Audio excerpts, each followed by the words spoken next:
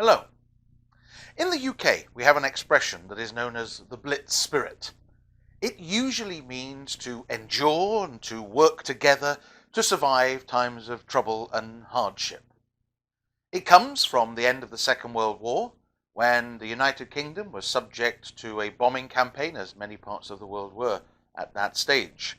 And at the sound of an air raid siren, people were evacuated to air raid shelters, waiting in terror to eventually have emerged, not knowing whether their home was still going to be there or worse. Now, most countries will have an expression like the Blitz spirit. Emmanuel Macron recently described the COVID-19 virus as a war where the humans are fighting against the virus.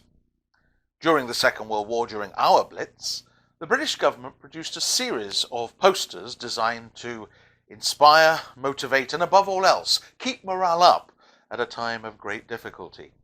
I thought it'd be interesting to revisit some of those posters and see whether they're still relevant to us today in the war that we are currently fighting against COVID-19. I think most of them still apply, strangely. Let's have a look at the first one. And the first one that we've got here is a fairly obvious one, isn't it? Coughs and sneezes spread diseases. Well, I don't think that one needs much explanation at this particular time. It's what we're fighting after all.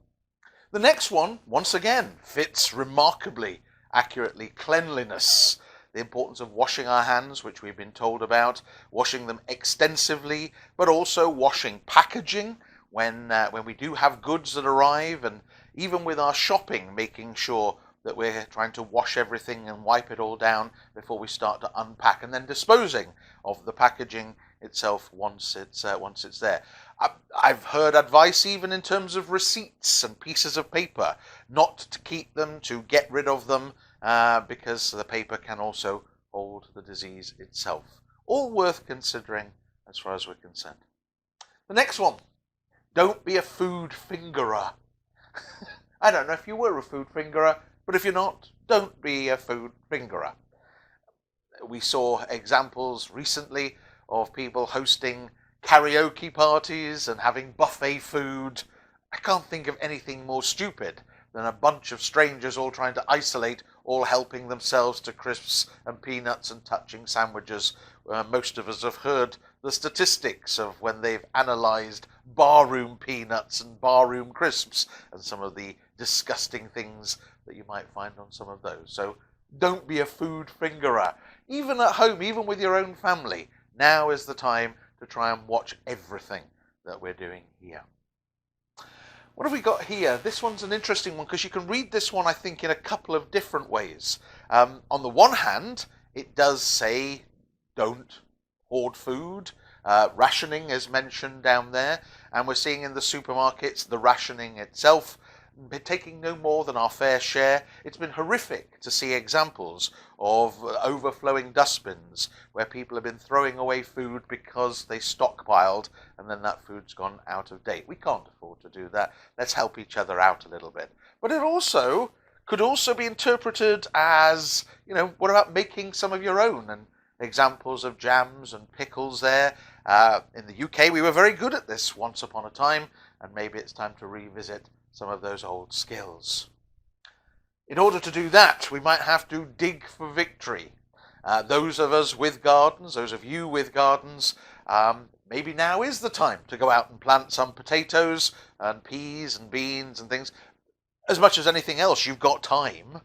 It's good exercise, it gets you out in the fresh air, and you might find it passes a few valuable hours of the day. What if you're not having a garden? What if you don't have that outdoor space?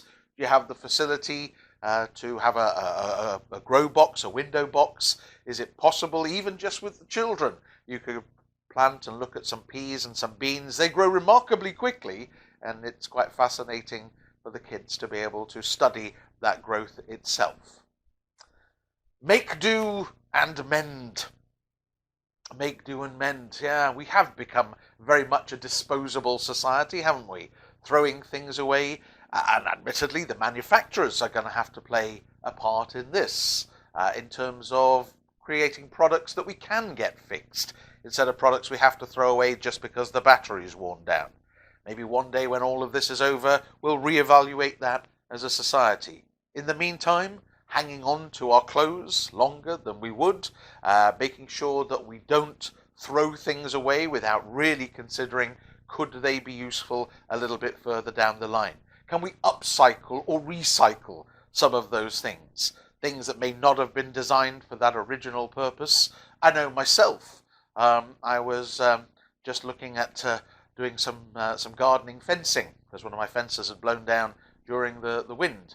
And I found some timber that was from my children's climbing frame 10 years ago, still stuck behind the shed. And I was able to get some of that out and reuse that just to repair my fencing in the meantime. Fascinating poster, isn't it? That one. We can do it. This one refers to some of the Land Army girls, the women who went out into the fields and into the factories to replace many of the men who'd gone off to the wars themselves. But it's a message to all of us. You know, we can do this. And the only way we're going to do it and get through this terrible time is, of course, together. Every one of us, and doesn't that poster demonstrate that rather well? Every one of us has a part to play in this. But possibly the biggest part and the biggest poster that's still most appropriate today is the one that's been used as a meme on the internet for many years and is probably really coming into its own right now. Keep calm and carry on. There's no point screaming and shouting at each other, attacking each other. You know, civilization only has a thin veneer at the best of times, but now we need to sustain that veneer as much as we can. Looking after those people that we love and care about, but also thinking and taking our responsibility to each other seriously by not overburdening the NHS, by not overburdening the police and the fire brigades and everybody else trying to help us. But also looking after our fellow neighbours where we can. If you can go and do some errands for some neighbours, even though you can't physically touch them or see them or go into their homes, could you still go and do a few errands for them? You know what? We can do this. It will end one day. And above all else, keep calm and carry on.